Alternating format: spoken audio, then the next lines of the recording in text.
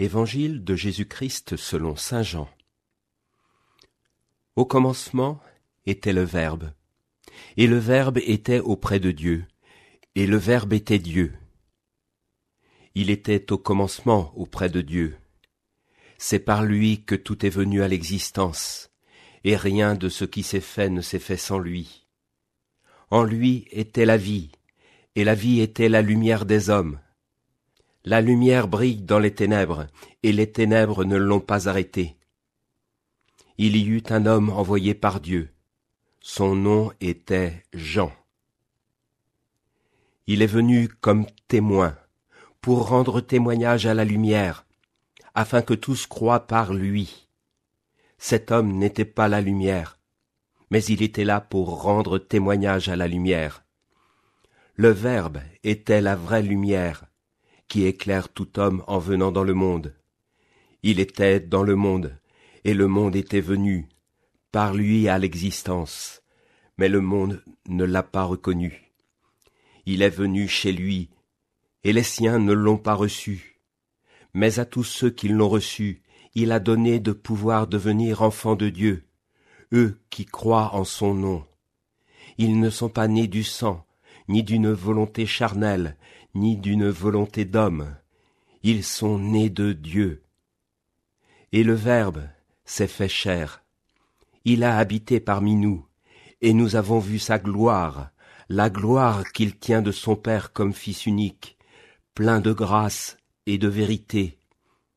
Jean le Baptiste lui rend témoignage en proclamant « C'est de lui que j'ai dit, celui qui vient derrière moi est passé devant moi, car avant moi il était. » Tous, nous avons eu part à sa plénitude, nous avons reçu grâce après grâce, car la loi fut donnée par Moïse, la grâce et la vérité sont venues par Jésus-Christ.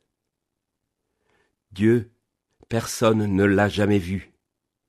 Le Fils unique, lui qui est Dieu, lui qui est dans le sein du Père, c'est lui qui l'a fait connaître. Frères et sœurs, quand on entend l'évangile de la nuit de Noël qui raconte la naissance de Jésus dans la crèche, on peut être tenté de faire de cette merveilleuse histoire un beau conte pour les enfants. Mais avec ce prologue de l'évangile de Saint Jean, c'est un tout autre ton, nous l'avons entendu. Au commencement était le Verbe s'est fait chair, il a demeuré parmi nous. Et nous avons contemplé sa gloire, gloire qui est celle d'un Fils unique et chéri qui vient du Père. Voyez, le petit enfant de la crèche, ce petit enfant qui nous attendrit et qui met de la douceur dans notre cœur, c'est pas n'importe quel enfant, c'est le Fils éternel et bien-aimé de Dieu. Il y a quelque chose de vertigineux dans le mystère de Noël.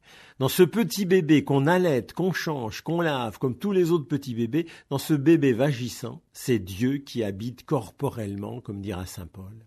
Dieu se fait tout petit et fragile. La douceur de cet enfant, c'est la douceur de Dieu qui entre dans ce monde et qui n'en sortira plus. Bien sûr, comme dit le prologue de saint Jean encore, le monde ne l'a pas reconnu. Il est venu chez lui et les siens ne l'ont pas reconnu. Mais la lumière brille dans les ténèbres et les ténèbres ne l'ont pas arrêté. C'est une certitude de foi, frères et sœurs.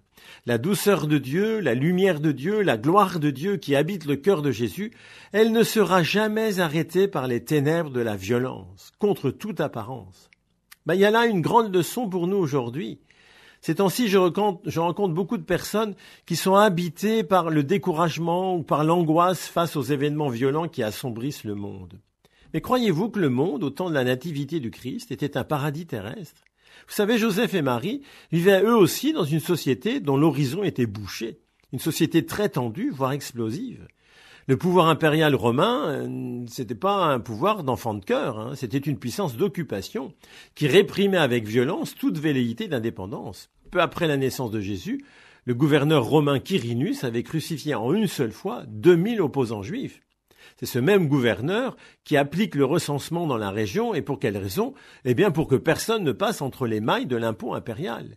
De son côté, le roi de Judée, le roi Hérode, n'est qu'un homme de paille des Romains, qui tyrannise son peuple avec une cruauté sans pareille.